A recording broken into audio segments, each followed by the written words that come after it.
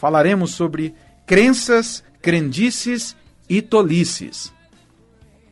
No século II depois de Cristo, durante o reinado do imperador Marco Aurélio, vivia um espertalhão, chamado Alexandre de Abonucos. Esse fulano, na verdade, ele era mais conhecido como Alexandre, o vendedor de oráculos. Sua capacidade de enganar era algo que causava inveja aos deuses. Ele era falante, inteligente e lentamente tornou-se, o maior oráculo do seu tempo. Na verdade, o seu maior embuste, foi um embuste muito bem arquitetado, organizado em sua época, Ele enterrou um ovo de ganso, no qual havia previamente, colocado um filhote de serpente, e ao quebrar o ovo na frente de uma grande multidão, anunciou que havia chegado o momento de um novo Deus se apresentar à humanidade. E aquela pequena serpente era de fato a materialização física do Deus. E, coincidentemente, ele era o oráculo, desse Deus. Quando a multidão de crentes, essa mesma multidão que viu, a serpente sair do ovo, se dirigiu à casa dele depois de alguns dias, do acontecimento, eles chegaram na casa de Alexandre e aquela pequena serpente havia se transformado em uma serpente enorme. Na verdade, Alexandre havia comprado uma outra serpente, na feira e colocou no lugar da pequena serpente. E dentro da casa escura via-se um animal fantástico, a serpente enorme e com a cabeça humana. Na verdade, a cabeça humana também era uma cabeça de pano, que foi colocada no animalzinho. Vejam que às custas desse engodo, Alexandre tornou-se muito rico e muitos dos seus contemporâneos o veneravam como um verdadeiro representante dos deuses. O que eu estou querendo mostrar, ilustrar, com essa história de Alexandre, o vendedor de oráculos? O que eu estou querendo dizer é que na modernidade existem vários sujeitos que estão dispostos a continuar a saga de Alexandre, o vendedor de oráculos. E o pior, uma massa imensa de gente está disposta a sustentá-los.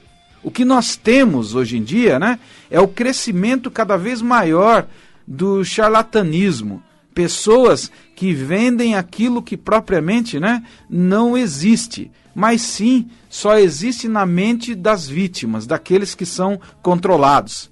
É como diria o filósofo Petronius, em sua obra Satiricon: as pessoas pagam para serem enganadas. É interessante como esses charlatães têm vida fácil, como prosperam, como novas religiões, novas crenças, abundam aqui no Brasil.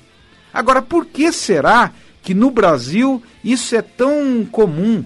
Por que será que as pessoas ganham a vida facilmente enganando outras, Eu trouxe aqui um artigo, que eu achei interessantíssimo. É um artigo que saiu no mês passado, um novo índice, de alfabetização ligado propriamente à educação do ensino médio e do ensino fundamental. E o que se destaca nesse artigo é uma coisa preocupante. O artigo até mesmo tem como título, Brasileiro, analfabeto científico. Por que esse título provocante, faz muito sentido nesse contexto? Porque nesse novo índice mostra-se que só 5% da população brasileira coloca em prática algumas das noções científicas aprendidas na escola. Ou seja, 95% dos brasileiros ignoram totalmente o conhecimento científico no cotidiano. E vão procurar outras referências. É como se, quando o indivíduo sai da escola, ele esquecesse totalmente a fundamentação científica, racional, que recebeu na escola.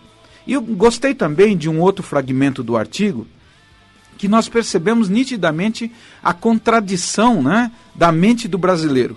Porque no artigo destaca-se que 42% das pessoas entrevistadas acreditavam, né, que a ciência era muito importante. Então as pessoas tinham interesse e achavam a ciência importante, mas não colocavam propriamente, né, em prática, porque acreditavam que não eram competentes. Acreditavam que o conhecimento científico é muito difícil, por isso ele não deve ser usado no cotidiano. Veja que coisa bizarra, né? A ciência é importante na mente de 42% dos entrevistados, mas mesmo esses que acham que a ciência é importante, confessam que não usam, né, os parâmetros, os critérios racionais da ciência, porque acreditam que são incompetentes. Para as questões complexas, os indivíduos buscam soluções simples dentro do senso comum. Em outros termos, o que eu estou tentando dizer, né, é que o indivíduo aprende uma base racional na escola, mas depois que ele ultrapassa o muro da escola, a ciência parece ter sumido da sua mente. Ele não dá nenhum valor a conhecimentos racionais. Então é lógico que um analfabeto científico, ele será facilmente manipulado. Em outros termos, o que eu estou tentando ligar, né, com esse artigo, é que quando nós falamos, né, da instrumentalidade, do controle ideológico, isso está intimamente ligado ao acesso à educação, ao acesso a uma boa formação científica.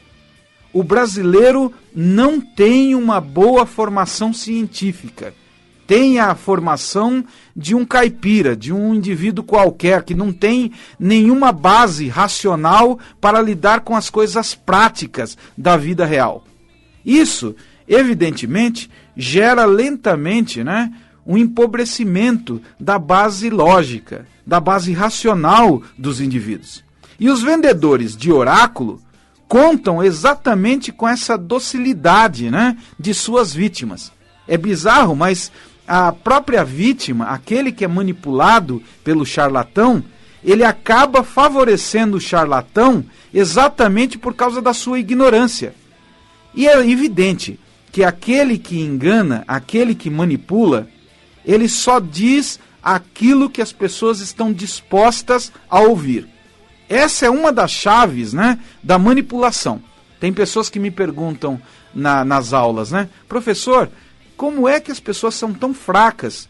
Por que essas igrejas ficam cheias? Por que as superstições, por que as crenças, né, populares nunca são vencidas? As pessoas estão sempre propensas àquilo que não parece não fazer nenhum sentido lógico.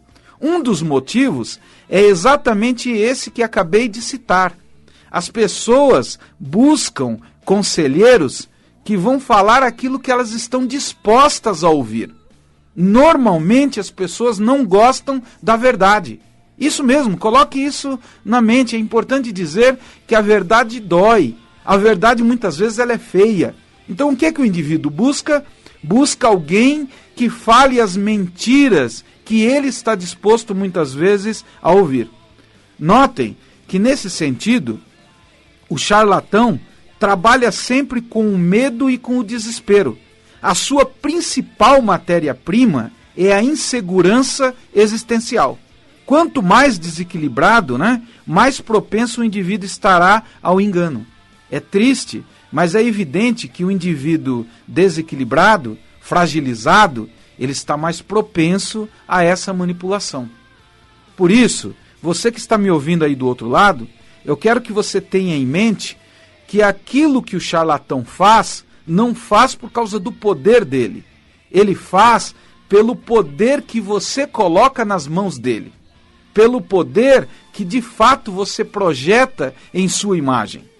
E é evidente que isso faz com que indivíduos construam verdadeiros impérios. Como Alexandre, né, o vendedor de oráculo do passado, nós temos hoje diversos vendedores de oráculos que vivem um mundo muito bom.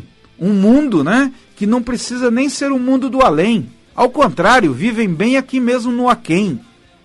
Será que é certo você estar mantendo a superstição à base da sua fraqueza, dos seus medos? Quer continuar a vida inteira sendo manipulado, controlado? Porque, na verdade, intimamente, todos nós temos um forte desejo de onipotência. Freud fala muito nesse desejo de onipotência inconsciente.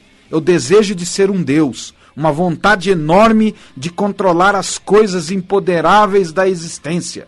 O que inclui, evidentemente, o chamado futuro. Então vejam que grande parte das manipulações religiosas, supersticiosas, se vinculam à ideia de futuro.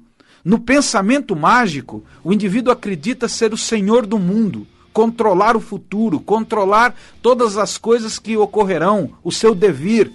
Agora, é importante que você saiba que o futuro nem existe. O futuro está sendo fabricado. Como é que alguém pode ler o seu futuro? Como é que alguém pode controlar o seu futuro se ele não existe? É você que está fabricando o seu futuro. É você que está se fazendo nesse exato momento. Não seja frágil ao ponto de ser tão facilmente manipulado. Pela superstição, nós aumentamos esse desejo delirante de controlar as coisas. E há coisas que você não pode controlar. Uma das coisas mais importantes para você se tornar forte é você ter consciência do seu limite. É você ter consciência do que você pode ou não fazer em sentido efetivo, em sentido real. Portanto, é importante você acreditar na sua força, mas não ao ponto de pensar que você é mais do que você é, ou então pensar que há um segredo mágico, que levará você a se tornar um ser todo-poderoso. Isso tudo é uma margem que você dá para a sua própria manipulação. Então, quando eu falo aqui das crenças, crendices e tolices, o que eu estou querendo dizer é que, de fato, se você acreditar em você, você não buscará essa força fora de você. Você não buscará meios mágicos, de se tornar aquilo que você quer ser. Ao contrário, você terá os pés no chão e produzirá racionalmente, logicamente, a sua existência. É isso que ensina a filosofia. Fazer com que o indivíduo se torne mais racional, mais lógico. Há pessoas que não gostam da filosofia exatamente porque a filosofia não tem o compromisso de te agradar, de falar aquilo que você quer, que ela te diga. As palavras doces do charlatão pode ser doce no início, mas depois você vai perceber amargamente o quanto a sua vida é vazia, o quanto você foi usado, manipulado por outros. Tome cuidado. Se quiser conhecer mais, faça o curso Introdução ao Estudo da Religião. 2694-9466. 2694-9466. Um grande abraço a todos vocês.